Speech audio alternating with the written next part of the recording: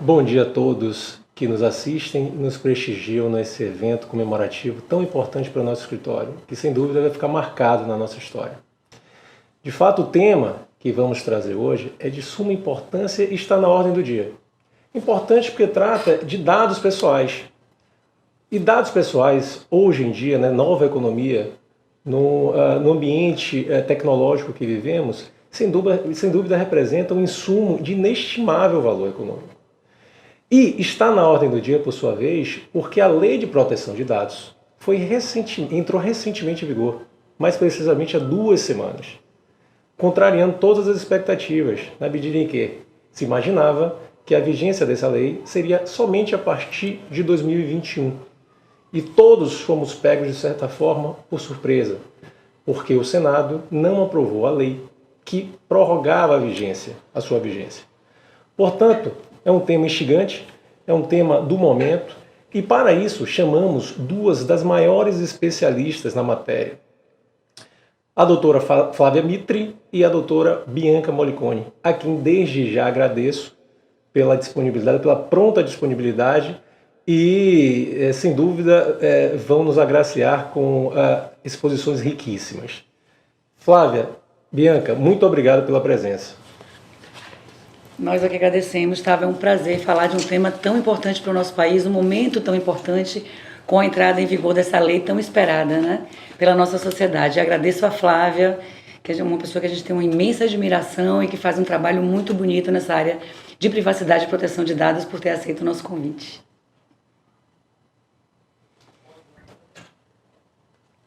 Eu que agradeço o convite, acho que eu estou no mundo. Agora tá ok. Tá bom, vamos lá. Para começar, então, eu vou fazer uma pergunta mais ampla. Eu queria que a Bianca respondesse. Sabemos que a Lei de Proteção de Dados, no seu artigo 1º, traz como objetivo a preservação da inviolabilidade da liberdade e privacidade dos dados.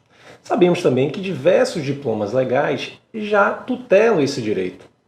Aliás, a própria Constituição Federal. Por outro lado, em relação a tratamentos de dados, sabemos também que existem leis esparsas que regulam a matéria. Inclusive o próprio Marco Civil na Internet, que está em vigor desde 2014. Então eu faço a pergunta, o que essa lei trouxe de fato de grande alteração? Quais foram os avanços relacionados à segurança da proteção de dados?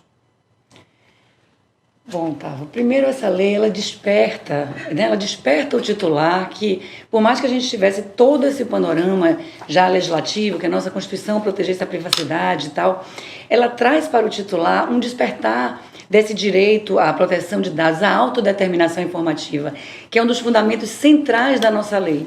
Né? Essa lei é uma lei protetiva, ela é uma lei geral, como está lá, a Lei Geral de Proteção de Dados, ou seja, ela é transversal a todos os ramos do direito, ela se aplica a todas as esferas da vida que lidam com dados, principalmente com fins econômicos, com raríssimas exceções, uma delas a segurança pública, mas que já tem um projeto de lei sendo gestado no Senado, na Câmara dos Deputados, com relação a essa matéria de segurança, e ela é uma lei extremamente necessária na nova economia, né? Uma economia, uma sociedade de hoje que a gente vive que é movida por dados. Então, da mesma forma que esses dados facilitam imensamente a nossa vida, que essa nova economia, que essas novas empresas de tecnologia, como a Uber é um grande exemplo, trazem uma imensa facilidade para a nossa vida, a gente também tem um uso massificado de dados. Então, essa lei veio para dar um maior controle no uso de dados, é uma lei protetiva do titular, mas que também se preocupa em instigar o desenvolvimento tecnológico, instigar a inovação, como diz lá a nossa Constituição também, como fundamento, né, da nossa sociedade.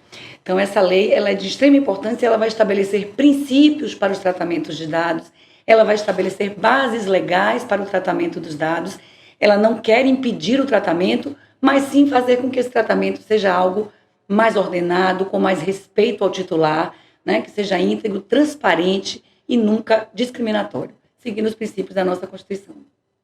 Flávia, se você quiser complementar.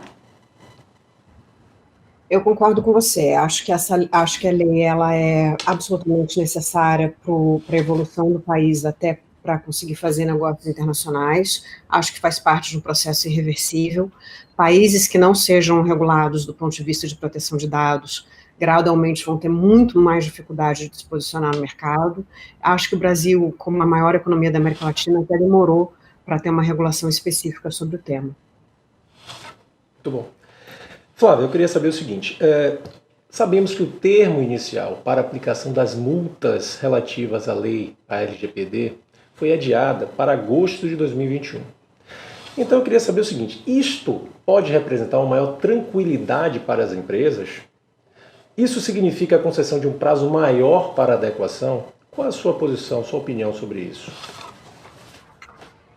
Bom, eu acho que existe uma confusão muito grande no mercado com relação ao adiamento das sanções administrativas. A gente viu isso, inclusive, na sessão de votação do Senado no dia 25 de agosto, que acabou determinando a não prorrogação da LGPD para dezembro desse ano para 2021. O fato das sanções administrativas terem sido prorrogadas para 2021 significa tão somente que todas aquelas previsões, acho que do artigo 52, não seriam aplicadas agora, que são de competência exclusiva da própria ANPD, que ainda não foi criada. Eu não vejo essa prorrogação em absoluto como um grace period para adequação das empresas. Eu acho que a única coisa que não vai existir é a possibilidade de multa de até 50 milhões, a suspensão da atividade de tratamento, etc. A judicialização, no entanto, da LGPD, a gente viu que já começou. E isso independe de prorrogação de multa administrativa. Então, eu acho que a gente encontra agora um cenário muito complicado de uma lei relativamente técnica, que traz conceitos que não existiam no ordenamento jurídico brasileiro e vai ser interpretada pelo judiciário, que é generalista, e que provavelmente a gente vai encontrar uma série de precedentes que não acho que serão adequados, acho que não vão fazer a leitura correta da lei, e vai ser dificílimo para a gente conseguir reverter esses precedentes uma vez que a NPD tenha sido criada e as multas administrativas possivelmente já podendo ser impostas. Então, eu acho que é muito errado o entendimento de achar que eu não preciso fazer nada agora, porque eu só preciso me preocupar a partir de 2021. Pelo contrário, eu acho que empresas que não fizerem nada agora vão aumentar consideravelmente o passivo judicial que elas terão, ou mesmo administrativo, porque eu acho que não vai ser só o judiciário provocando a LGPD, eu acho que a gente vai ver a Senacom, inclusive a Senacom se posicionou essa semana publicamente de que eles vão começar a instaurar investigações e requerimentos contra as empresas também baseados em LGPD. A gente vai ver o PROCON, a gente vai ver o Ministério Público, a gente vai ver o Judiciário, e nada disso está suspenso em função da prorrogação das funções administrativas. Então, eu prevejo um cenário muito tumultuado entre agora e 1º de agosto do ano que vem. Okay. Fazendo o link com a resposta da doutora Flávia, que citou a Autoridade Nacional de Proteção de Dados, que é justamente, segundo a definição da própria lei, o órgão da administração pública que irá zelar, implementar e fiscalizar o cumprimento da LGPD. Sabemos que até hoje não foi estruturado a NPD. Então eu pergunto, Bianca, isso significa um fator favorável às empresas ou isso pode representar, ao contrário, uma maior insegurança jurídica para as empresas? Olha, Gustavo, eu acho que a gente está vivendo um momento de muita insegurança jurídica para as empresas. A lei realmente era uma lei necessária, como a Flávia bem falou no início, nós já estávamos muito atrasados, até os nossos vizinhos na América Latina já têm leis de proteção de dados há mais de 15 anos. Porém, a entrada em vigor da lei sem a autoridade nacional constituída, né, ela já foi estruturada pelo decreto 10474, que saiu em 27 de agosto, logo na sequência da aprovação da entrada em vigor pelo Senado, quando ele desconsiderou o artigo 4º da MP 959. Então, ela foi estruturada formalmente, mas essa agência não está formada. E a autoridade ela tem um papel crucial na aplicação de uma lei geral de proteção de dados. O que a gente observa na Europa, com as diversas autoridades nacionais, é que elas estão sempre ali produzindo guidelines, dando orientação para as empresas. Além disso, a nossa própria lei remete à autoridade nacional inúmeras regulações, inclusive, por exemplo, quanto à questão do DPO. A autoridade nacional, pelo parágrafo 2º do artigo 41, pode dispensar a presença do DPO a depender do porte da empresa, do volume de tratamento de dados, etc. A autoridade nacional pode requerer, por exemplo, um relatório de impacto proteção de dados. Então, ela tem inúmeras funções legais e ela tem essa função de órgão impulsionador de saber o que é certo para as empresas fazerem. Então, quando a gente não tem penalidades administrativas, que só serão aplicadas em agosto de 2021, até mesmo porque serão aplicadas pela autoridade nacional, mas a gente vai começar já aplicando a lei, e aí cada um pode ir ao judiciário, né, pela nossa Constituição, ninguém poderá excluir lesão ou ameaça de direito de apreciação do Poder Judiciário. Então, a gente vai começar a ter pronunciamentos judiciais, ainda sem uma orientação da melhor interpretação da autoridade nacional, que é quem deveria efetivamente dar esse farol para as empresas na sua adequação. Então, a gente espera que o governo efetivamente agilize isso, já está muito atrasado, mas que ele venha o mais rápido possível para que as empresas possam ter algum cenário de maior segurança jurídica nessa aplicação. Como a gente já viu antes mesmo da implementação da LGPD, só nesse vacatio legis aí de 2 anos, os órgãos fiscalizadores como o PROCON, né, como o Ministério Público, já começaram a prestar mais atenção às questões da proteção de dados e a atuar bastante fortemente nesse sentido. E agora todos os titulares estão mais empoderados, estão mais atentos, o que é ótimo, mas ainda estamos sem orientação. E o artigo 52, que é o artigo das penalidades da Lei Geral de Proteção de Dados, no seu parágrafo 2º, ele deixa muito claro que aquelas penalidades lá da própria lei, do artigo 52, que serão aplicadas pela autoridade nacional, não excluem a fiscalização e as penalidades em legislação específica, seja de órgãos do consumidor ou outros órgãos que tratem também de proteção de dados, outras legislações esparsas que tratem de proteção de dados. Flávia, gostaria de comentar? Eu queria só fazer um comentário. Eu vejo com muita tristeza a entrada, apesar de achar que a LGPD é uma lei altamente necessária, eu vejo com muita tristeza o processo que aconteceu no Brasil, porque foi uma lei aprovada em 2018, então, assim, não é que ela passou esse ano. A gente teve todo o tempo do mundo para poder estabelecer a autoridade. A autoridade é absolutamente fundamental para educar o mercado, para justamente evitar uma interpretação esdrúxula da lei e promover algum tipo de norte para as empresas que não têm operações internacionais, então que estão passando pela primeira vez por um processo de adequação em proteção de dados num país que não tem precedente, não tem histórico.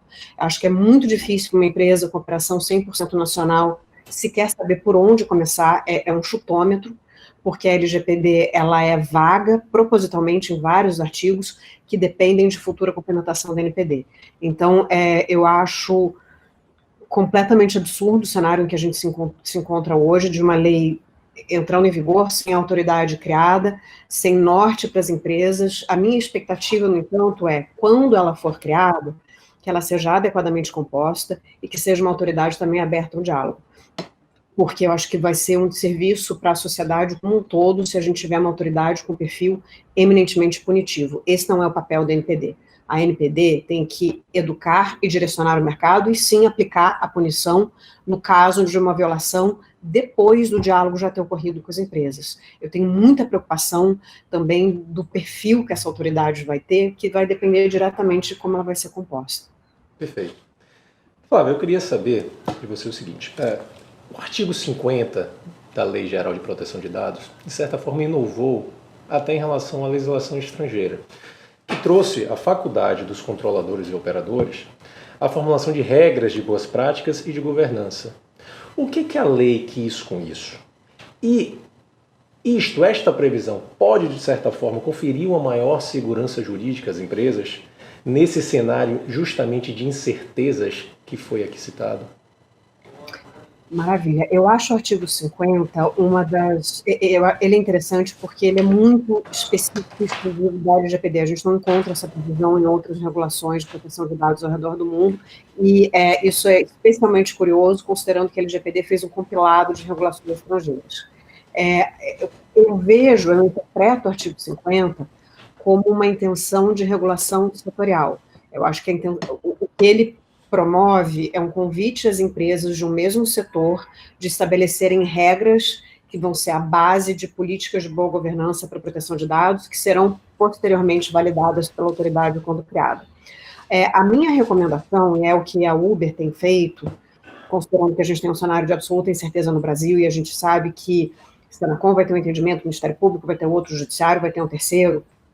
A gente se antecipou a este artigo 50. Então, o que nós fizemos foi documentar o nosso programa de Privacy Security Compliance, que é um programa global, ele não é específico para o Brasil, e a gente criou um documento que está preparado para ser apresentado no caso de um eventual questionamento. Porque o que eu entendo é que empresas que adotarem essas boas práticas de governança, que é o que está previsto no artigo 50, isso vai ser considerado favoravelmente às empresas num cenário de possível investigação, requerimento ou mesmo uma violação das previsões da lei. Porque quando você lê a aplicação das sanções, elas também têm uma aplicação gradual de acordo com reincidência e a maturidade mesmo do processo de compliance que uma empresa tem. Então, uma empresa que não seja capaz de demonstrar que ela tem o básico, naturalmente, ela vai encarar uma penalidade muito maior. É isso, a gente está falando num cenário administrativo. A minha expectativa é que também, na possível judicialização da LGPD, que a gente já vê acontecendo, é que empresas que consigam demonstrar de forma documentada as suas boas práticas de governança de dados, isso também possa contar favoravelmente para um juiz na hora de interpretar uma possível violação que aquela empresa tenha cometido com relação à LGPD. Eu também espero que isso promova uma discussão entre competidores, porque uma das preocupações que a gente tem quando trabalha no mercado de privacidade é, claro que cada empresa quer ter o melhor programa, o mais robusto, até porque eu acho que isso gera uma vantagem competitiva enorme no seu segmento. Então, no caso da Uber, a gente quer ser, no segmento que a gente atua, o padrão para a proteção de dados. No entanto, eu acho que é muito importante que as empresas de um mesmo setor se comuniquem, ainda mais agora que a gente está vivendo essa profunda instabilidade no Brasil, e troquem informações do que é válido para que aquele setor tenha implementado, considerando como ele trata dados para finalidade específica daquele segmento. Até para evitar que se tenha uma interpretação completamente absurda que, para você tratar dados para finalidade daquele segmento, você precisa ter feito X, Y, Z, que sequer estariam previstos na LGPD, porque a gente também tem que considerar o cenário de que a lei vai ser inadequadamente interpretada e aplicada pelo Judiciário e pelo Ministério Público. Então, eu acho que essas conversas setoriais, elas blindam as empresas de uma forma coletiva para evitar um interpretamento abusivo da lei. Bianca, gostaria de comentar? Gostaria. Eu acho que o artigo 50 ele é central na nossa lei, porque a Lei Geral de Proteção de Dados é uma lei sobre accountability, sobre transparência, sobre prestação de contas, sobre responsabilização dos agentes de tratamento, né, dos controladores e dos processadores. Então, o artigo 50, ele denota justamente esse espírito de que você precisa demonstrar que você está querendo, sim, estar em compliance com a lei, que a sua empresa trabalha o tempo inteiro para que todos estejam entendendo o que é necessário para tratar dados, qual o respeito que você precisa dar àquele titular. Então, ele é muito bom que a nossa lei tenha elencado tudo num artigo, né? Quando a gente vai para o GDPR, a gente vê em determinados artigos esparsos, olha, você precisa ter políticas, então tem lá num artigo solto. Olha, as autoridades nacionais vão formar aí guias de boas práticas para setores ou para países, etc. Então, a nossa lei coloca tudo isso no artigo 50 a 51, e ali você tem justamente o que a Flávia falou, que a gente fala sempre quando fala em proteção de dados para os clientes. Se juntem aos seus pares, né? Aquelas empresas que prestam o mesmo tipo de serviço de vocês, e façam guias de boas práticas, discutam o que vocês querem fazer, quer dizer, transformem essa adequação num diferencial de mercado, num diferencial junto, né? Todo mundo ali equalizado dentro de um espírito de proteção. É isso que a lei quer desenvolver. E é com esse espírito que a autoridade nacional precisa ser constituída, de ensinar, de aculturar, porque, na verdade, é uma lei muito nova para o mercado. A gente andava numa coisa contraintuitiva de que os dados, se você olhar, tem uma declaração do Mark Zuckerberg em 2009 e 2010, em que ele brinca assim, privacy is no longer a social norm, ou seja, é como se a privacidade fosse deixar de ser uma regra, e ao contrário, com os imensos abusos que a gente foi vendo na utilização de dados, com o próprio perigo até para as democracias, etc., a proteção de dados se tornou central para os governos e para os cidadãos.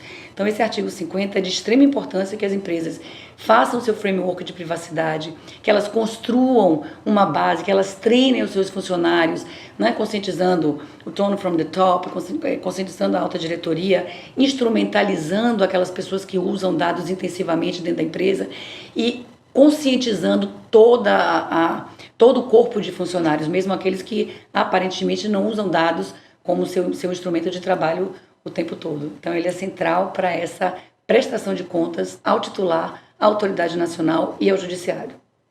Maravilha. Gostaria de continuar com a Flávia para saber o seguinte: a Uber é uma empresa de atuação mundial, portanto, já vem se deparando com adequações relativas à proteção de dados em outros países, inclusive com diplomas até mais restritivos e protetivos do que a nossa lei, como é o caso da GDPR, que é o Regulamento de Proteção de Dados Europeu. O que essa experiência em outros países ensinou a Uber? E quais são os maiores desafios que a empresa teve de superar em face dessas adequações? Perfeito. Bom, a Uber foi uma empresa que aprendeu errando muito, né? Acho que tem um exemplo de superação e como você consegue criar um processo de adequação num prazo muito curto. Eu acho que a Uber é um exemplo muito forte disso. Como nós temos uma operação global, a gente não, e o nosso programa de privacidade ele é único, porque a gente tem 2 pilares de controladores de dados. A gente tem uma entidade europeia que controla os dados para a operação Europa, e a gente tem uma entidade americana que controla os dados para o resto do mundo, então tudo aquilo que não é Europa. É muito difícil para operações globalizadas terem programas que um programa de privacidade Brasil, um Colômbia, um Argentina e por aí vai. Então, o que a gente faz? A gente pega a base, a barra mais alta possível, e a gente coloca o nosso programa de acordo com aquela barra que é a mais alta possível, que neste momento é GDPR.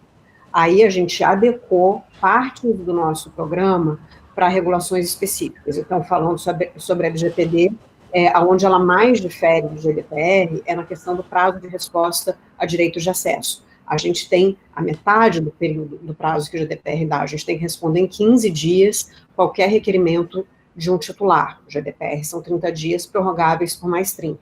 Então, o que nós fizemos? A gente estabeleceu o nosso programa fornecendo direito de acesso a todos os usuários do mundo, independente de o país onde aquela pessoa mora, ter esse direito garantido ao titular ou não. O cara pode exercer, porque a gente tem um programa único, e aí a gente estabelece com os times de suporte os prazos específicos, legislativos, adequados para cada país. Seria impossível para uma operação global padronizar os seus prazos de resposta de direito de acesso para 15 dias, que é o que está previsto na LGPD, porque acho que, para quem trabalha com a área, sabe que é quase que impossível você conseguir responder em escala num prazo tão curto. A outra coisa que a gente fez foi, na medida do possível, a gente automatizou tudo aquilo que a gente conseguia. Então, nós fizemos um data mapping da nossa operação inteira pré-GDPR, a gente implementou Privacy by Design há alguns anos atrás, com revisões de impacto de privacidade antes do lançamento de qualquer feature ou iniciativa específica que envolvam dados pessoais. O processo de PIA também é automatizado e ele é alimentado dentro do nosso data mapping. O que isso significa? Que quando eu olho para o meu mapa de dados, eu consigo olhar numa ferramenta única, o mapa, e todas as atividades de processamento que impactam naquele dado específico que foi mapeado. Isso é muito prático. É claro que é importante, especialmente importante para operações como a minha, que o coração da operação é o processamento de dados. Eu acho que para para operações cujo o ponto central do negócio não for processamento de dados, você consegue ter um programa talvez menos robusto e menos automatizado, apesar de eu insistir que ferramentas de automação são fundamentais para você conseguir fazer o programa em escala. E a outra coisa que a gente aprendeu é a absoluta necessidade de construção de diálogo com reguladores. Então, a Uber veio em 2007, a gente tornou público um incidente de segurança que tinha ocorrido em 2016, que foi ocultado pela empresa, afetou 58 milhões de usuários. Isso representou processos administrativos e judiciais respondidos pela Uber em virtualmente todos os países no mundo em que a gente opera. Deu muito trabalho. Porém, o que a gente aprendeu foi, desse erro, a gente conseguiu construir relações melhores e mais salutares com os nossos reguladores. A gente sentou na frente de todos eles, explicou o que tinha acontecido, explicou taxativamente todas as medidas que a Uber tinha implementado pós-2016, para evitar que um cenário como aquele voltasse a se repetir. Teve uma demissão em massa das pessoas envolvidas naquela época, e a gente contratou gente muito boa do mercado, investiu muito em sistemas pesados de segurança, e isso é uma coisa recorrente, né? Um trabalho que não termina nunca, porque não adianta você investir 2 anos atrás e depois nunca mais olhar para aquele tema. A outra coisa que a gente também fez foi rever com quem a gente trabalha, porque eu acho que esse é um ponto também muito importante para a LGPD, porque ela tem uma previsão de responsabilidade solidária na cadeia de compartilhamento de um dado.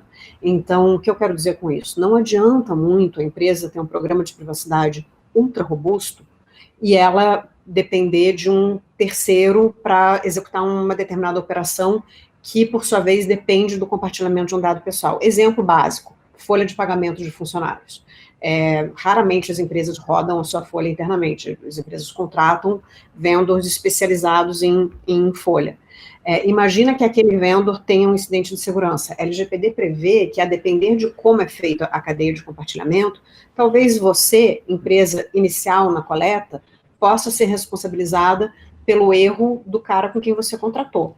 Então, eu acho que esse foi o ponto no nosso programa de adequação que mais deu trabalho e que foi mais, causou mais fricção com o business, porque a gente teve que olhar para todos os nossos fornecedores no mundo. A gente fez uma auditoria remota de segurança em absolutamente todos, tipo, não importa se era um contrato de $1.000 ou 17 milhões, a gente tratou todos da mesma forma. E isso acabou levando à rescisão de milhares de fornecedores ao redor do mundo que nós identificamos que não tinham os frameworks de privacy security que eram adequados para a correta manipulação dos dados que a gente compartilhava. Hoje, esse processo já está completamente entranhado na operação. Então, antes da gente sequer conseguir engajar com o fornecedor, essa auditoria prévia já acontece, o business já está super ciente dela, então já meio que entra no DNA da companhia.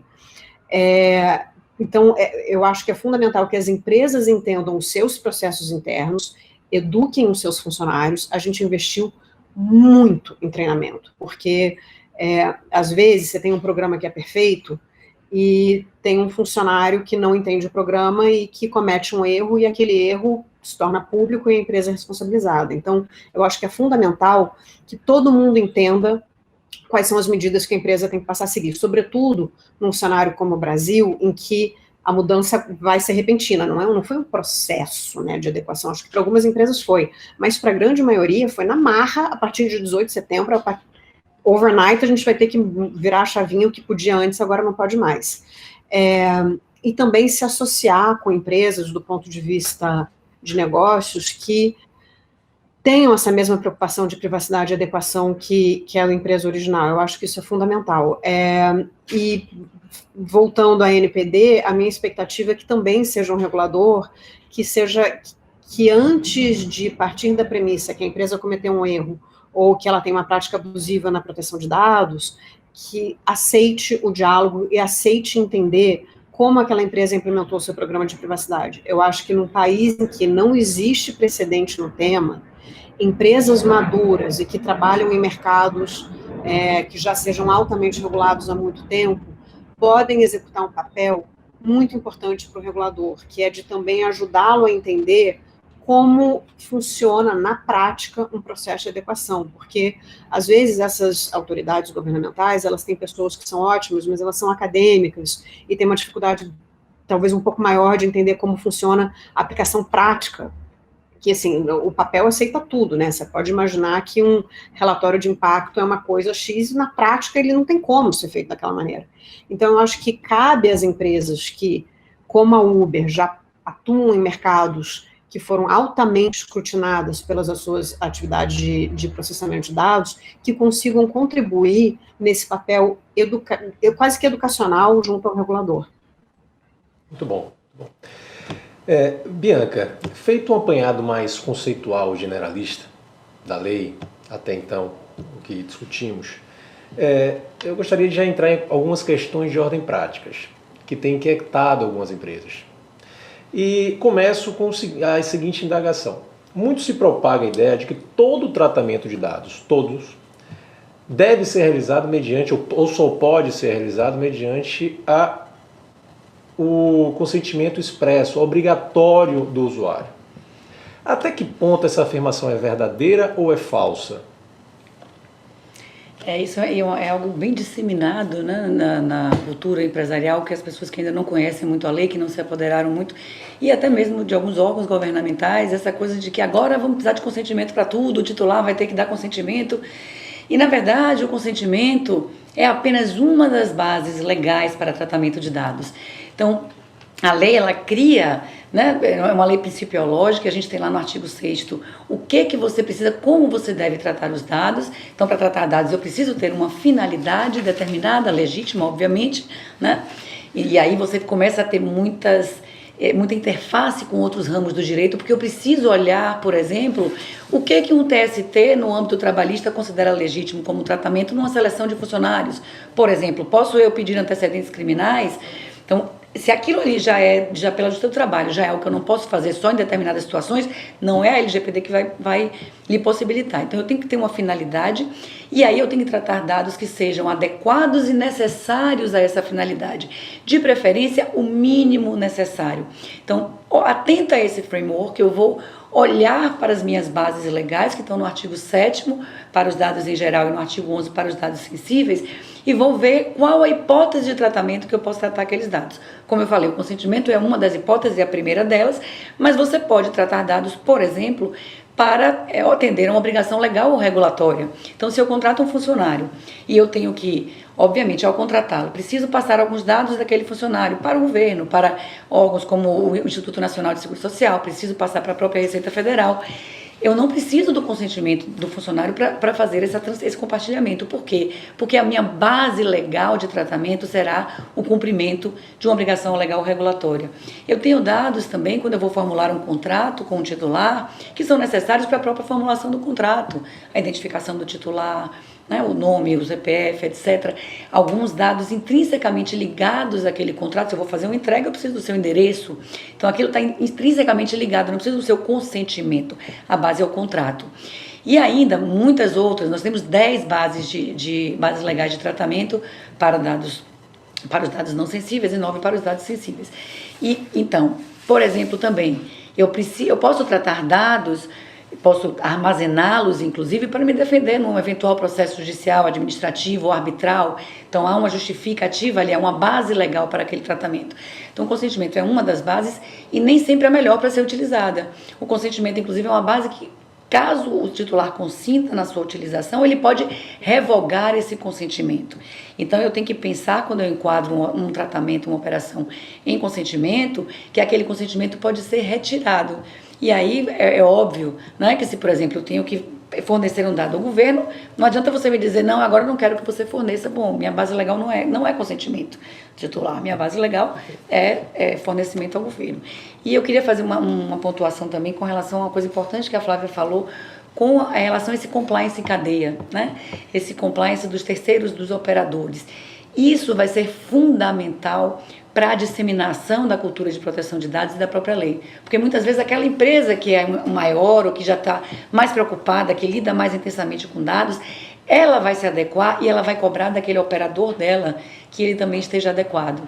E é aí que você vai começar a disseminar, né, em cadeia a nossa legislação e vai tornar uma aplicação bem mais forte na sociedade. Aquele seu fornecedor que não se adequar, muitas vezes não vai poder operar para você, porque ele lhe traz um risco.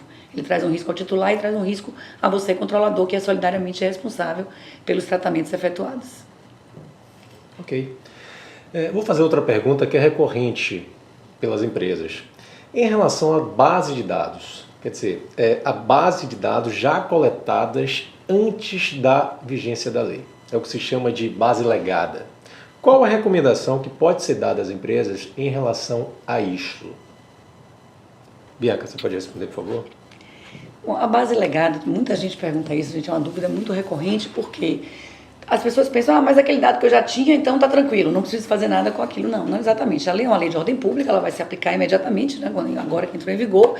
Então você precisa, sim, dar um tratamento conforme a essa base legada que você já tinha anteriormente à entrada em vigor da LGPD.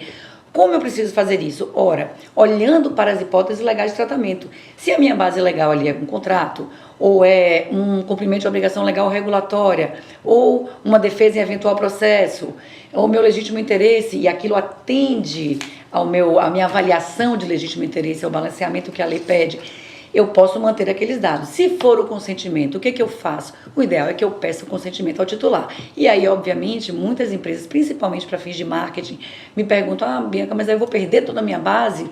Talvez você vai ter uma base até mais qualificada, porque se aquela pessoa que você conversou com ela, e aí o seu marketing tem um grande papel, né, em como dizer isso ao consumidor, como pedir esse consentimento. Se ele consentir com o tratamento, ele provavelmente é um consumidor interessado naquele seu conteúdo, ou seja, é alguém que vai querer receber realmente informações suas. Então a gente pode olhar isso de duas formas, um horror para mim ter que transformar esse passado agora em legalizá-lo, em frente à LGPD, ou posso olhar isso como uma oportunidade de negócio, de sofisticar os meus mecanismos de conversa com esse titular, né, de cumprimento dessa lei com esse titular que vai estar mais próximo do controlador e do meu negócio. Perfeito. Flávia, eu queria saber agora, também pegando o gancho na resposta da Bianca, que falou claramente em relação a esses 3 critérios para efeito de avaliar o tratamento dos dados, que seria finalidade, adequação e necessidade. Então, em relação ao tratamento de dados, o que se inclui arquivamento e armazenamento, portanto, devem ser respeitados esses critérios. Qual é, portanto, o risco da empresa, uma vez não mais existindo uma finalidade para aquele dado, ou a sua necessidade já não é mais presente em relação a determinado dado? Qual o risco, portanto, da empresa manter um dado sem esses requisitos? Portanto, sem mais existir uma finalidade e sem ser necessário na sua operação. Qual seria o risco da empresa em mantê-los dados desnecessariamente? Bom, acho que são 2 riscos, né? O primeiro é o risco de inadequação com a própria lei. Então, a empresa já não estaria compliant. E um dos elementos que a gente tem que levar em consideração quando você tem dados que não são necessários é o seguinte: o simples fato de você ter uma base, seja essa base lícita ou não, ela é um potencial passivo do ponto de vista de segurança. Toda empresa está sujeita a uma vulnerabilidade e a um incidente de segurança, por melhor que seja o seu sistema. O Pentágono está sujeito, a CIA está sujeita. Por isso que essas instituições têm os chamados Bounty Programs, que são programas de recompensa que, inclusive, convidam aos chamados hackers do bem a identificar potenciais vulnerabilidades para que eles possam corrigir antes delas serem exploradas. Então, além do risco de inadequação com que a própria lei prevê, que possivelmente ninguém saberia, né, porque ninguém sabe que você tem aquele dado lá, acho que o principal risco que existe é essa empresa sofrer um incidente de segurança, esse dado ser exposto, e aí todo mundo vai ficar sabendo, e você, por que você se colocou naquela situação, né? Porque você sequer precisaria ter aquele dado junto com você. Então, eu acho que é essencial, às vezes as empresas não entendem que a implementação de uma adequada política de retenção e deleção, inicialmente pode soar como um freio à própria operação comercial da empresa, no fundo é um grande benefício para a empresa, você se livrar de informações pessoais que você já não tenha mais uma necessidade de reter. E aí, uma das coisas que eu ouço muito, inclusive do meu próprio time interno de pesquisa, marketing, vendas, mas eu não quero deletar esse dado porque eu preciso dele para fins de avaliação estatística do produto XPTO. É muito simples, você basta que anonimize aquela informação. Eu ainda consigo fazer uma análise, muitas vezes, altamente valiosa para fins do meu negócio, sem que aquele dado seja um dado pessoal. Eu acho que existe uma desinformação muito grande de achar que, para eu analisar uma informação, eu tenho que mantê-la originalmente como eu coletei. Não, eu acho que dados estatísticos agregados e anonimizados, às vezes, eles são muito mais importantes para fins daquela análise que você precisa fazer do que um dado pessoal que te representa um risco enorme, que você tem que ter milhões de cuidados específicos, armazenamento, manipulação, controle de acesso, que você não precisa ter quando a gente está falando de uma informação anonimizada. Então, no caso específico da Uber, a gente tem uma política global de retenção e deleção, a gente deleta dados num fluxo, num cronograma diferente a depender da natureza do dado, porém, ainda que eu tenha uma política de retenção, exemplo, a gente pode, isso é comunicado inclusive aos nossos usuários, as informações do perfil do usuário, eu posso reter pelo período de duração da conta dele, ou até X anos pós-cancelamento da conta, isso mais para driver, para fins de cumprimento de obrigação regulatória e fiscal. Uma vez atingida o cumprimento daquela obrigação regulatória, a gente anonimiza aquela informação, então eu deleto toda a informação que pode ser associada ao indivíduo e mantenho, por exemplo, o trajeto, o número de viagens, a nota daquele motorista, que são importantes para que eu entenda como funciona a minha operação. E aí eu não preciso mais saber quem é o indivíduo associado àquele trajeto, àquela nota, entendeu? E isso permite uma análise estatística das informações que a gente havia coletado. Como empresa que já sofreu um incidente de segurança e que afetou muito mais gente do que era necessário, porque a gente não precisava ainda ter informação de muita gente naquele momento que já tinha pedido a deleção da conta, eu digo, um incidente pode ser altamente minimizado se ele só afeta os dados que você efetivamente precisaria reter. Como a gente brinca, né? Você se torna eternamente responsável pelos dados que armazena. Então, as empresas têm que ter muito cuidado se não tem necessidade. Para quê? Para que eu vou me expor a esse risco? A gente já tem que lidar com aquela segurança dos dados do dia a dia que você precisa para a sua operação. E que é central, porque a segurança também é um princípio central na LGPD. Então, não precisa mais, anonimiza ou descarta. Tem um tempo de retenção e aplica Perfeito. isso. Muito bem, está muito bem entendido.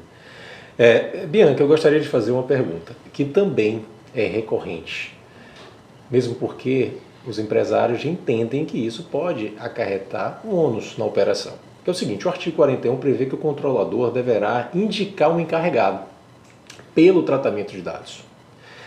Eu questiono o seguinte, quais são as atividades que serão desempenhadas por esse encarregado e se esse encarregado necessariamente precisa ser um empregado da empresa? Bom, o encarregado ele é uma figura central, ele é o canal de relacionamento do titular, né, com o controlador e do controlador com a autoridade nacional. Ele tem uma função também interna de orientar, tudo deveria passar pelo encarregado, tudo que tiver relação com a privacidade deve passar pelo encarregado. A Flávia fala numa das falas dela, e a gente também fala muito isso para o cliente, o que você vai fazer, seja novo, alguma coisa que a empresa não faz, traga para o seu encarregado, traga para o seu comitê de privacidade para que aquilo ali seja analisado do ponto de vista da LGPD. Agora, quanto à obrigatoriedade, existe um parágrafo 2º no artigo 41 que diz que a ANPD poderá, a depender do porte da empresa ou do número, da intensidade de volume de tratamento de dados, poderá dispensar a figura desse encarregado. Ele não precisa ser necessariamente um empregado da empresa, ele pode ser uma pessoa jurídica, inclusive, você pode contratar o que se chama de DPO as a Service, como um terceirizado. Mas ainda vamos aguardar aí o que a ANPD vai dizer, muita coisa vai surgir sobre encarregado. A nossa lei é um pouco lacônica com relação a algumas funções dele, a GDPR entra em muito mais detalhes, então a autoridade vai ter um papel preponderante aí em algumas definições do nosso DPO. Né? Ok, estamos quase chegando ao final, mas ainda tem para um... desculpa, Flávia. Só fazer uma complementação. Perfeito. Que eu acho que pode ser importante para as pessoas que estão sobre a experiência da Uber com relação ao encarregado. A gente tem um portal de privacidade e uma coisa que a gente identificou é que desde o dia 18 de setembro houve um aumento, a gente tem o DPO, que é uma figura global e tal, a gente identificou um aumento significativo de tickets de usuários pedindo para falar com o DPO. E depois a gente tem um processo de pre-screening que pergunta por que a pessoa quer falar, porque a gente sabe que na maior parte das vezes nem é um assunto que precisaria ser levado para o DPO, mas ficou muito evidente que as pessoas estão testando se a empresa tem esse canal aberto. Não sei se nesse universo de tickets que a gente viu tinha jornalista, tinha regulador, a gente não sabe. Então, eu acho que para as operações que têm interface direta com o consumidor, fiquem atentos, porque esse canal está sendo testado. e eu acho que é importante que as empresas se preparem para ter essa figura, e realmente super concordo com a Bianca, acho que não precisa ser um funcionário internalizado, acho que tem N opções externas que as empresas podem engajar, porém tenham essa figura estabelecida. Eu acho que ainda dá tempo para uma última pergunta. Eu farei essa pergunta para a Flávia. A regulamentação do tratamento de dados, afinal, você entende que isso pode levar, já que existem inúmeros dispositivos que de certa forma restringem o tratamento, pode levar de certa forma a uma inibição à inovação de tecnologia digital? Olha, eu tenho uma leitura da LGPD muito diferente. Eu acho que a lei não se propõe em absoluto a coibir inovação. Pelo contrário, eu acho que, como eu falei, eu acho que ela é necessária para que o país esteja num patamar de adequação que consiga fazer negócios com mercados internacionais já regulados. O que eu acho que a LGPD traz é uma obrigação de uso ético e adequado de dados pessoais pelas empresas, e ela oferece uma gama de novos direitos aos titulares. Então, ela é uma lei, se eu tivesse que usar uma analogia, acho que ela é uma lei de conscientização, tanto da empresa que usa a informação, independente da capacidade, se é na qualificação de controlador ou de processador, e do titular, para que ele entenda a preciosidade do dado pessoal. Eu acho que para o cenário do Brasil, a gente está criando o cenário às avessas, né? Eu acho que a gente vai criar consciência a partir da lei e não ter a consciência, e, portanto, por isso que tem uma lei que estabelece, como foi o caso da Europa. Eu vejo a LGPD com muito bons olhos, porque eu acho que ela vai coibir abusos que a gente ouvia no mercado com relação ao uso indiscriminado de informações pessoais, sem que o titular tenha o devido controle sobre os dados que são dele, não são da empresa, sempre são da pessoa que é dona do dado. Então, eu acho que é um cenário muito positivo para que a gente caminhe para uma sociedade em que dados vão cumprir um papel cada vez mais fundamental na economia, mas que isso precisa ser feito através de um uso muito ético. Ok, pessoal, estamos caminhando para o final do nosso debate e gostaria de parabenizar as duas palestrantes pela riqueza das exposições. Já era esperado diante do currículo das mesmas, mas de fato surpreendeu pela profundidade, pela clareza das exposições. Em face disso, também gostaria de agradecer mais uma vez pela disponibilidade, por terem atendido prontamente o nosso convite e abrilhantando o nosso evento comemorativo, uma data tão especial para todos nós. Eu passo a palavra para as considerações finais da Bianca e da Flávia, encerrando após o nosso evento. Eu agradeço, acho que esse assunto é um assunto maravilhoso da gente discutir, com uma pessoa tão preparada como a Flávia, né? E quero que realmente a LGPD seja um marco no país de integridade, dessa nova cultura social de respeito ao cidadão, de um capitalismo responsável, da gente estar aí trabalhando para um mundo melhor, né? de maior proximidade entre consumidores e empresa e entre órgãos reguladores, quer dizer, preparando uma cultura de maior integridade, de maior compliance que vai beneficiar certamente a sociedade. Não poderia concordar mais com a Bianca e agradeço muito o convite, foi uma honra estar aqui com vocês. Espero que o debate tenha sido engrandecedor para as pessoas que atenderam. Eu gostei muito de estar aqui. Obrigada. Certamente. Obrigado, Flávia. Obrigada, pessoal.